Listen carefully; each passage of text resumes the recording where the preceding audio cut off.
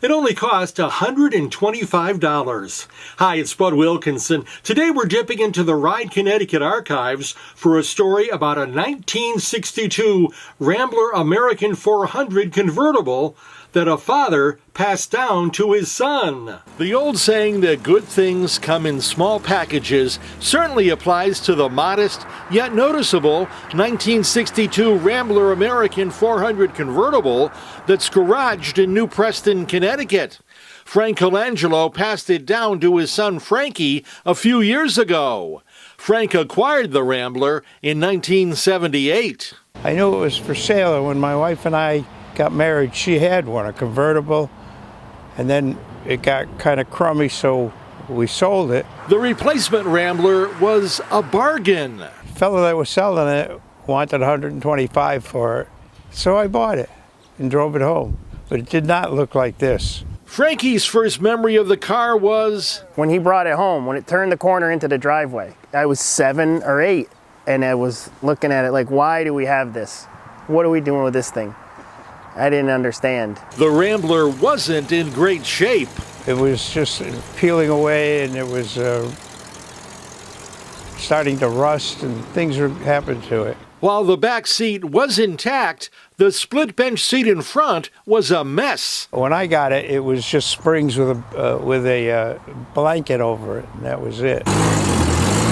It took some months, but the compact American, a model that Rambler built between 1958 and 1969, got restored. I think it wasn't until the winter or the next spring that they got it out of the body shop.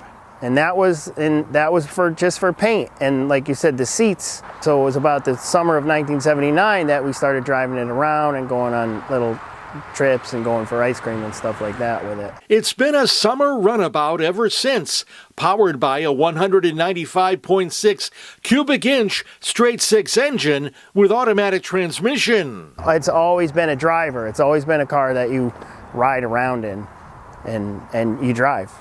You could drive it every day if you wanted. The convertible top is the car's most noticeable feature. I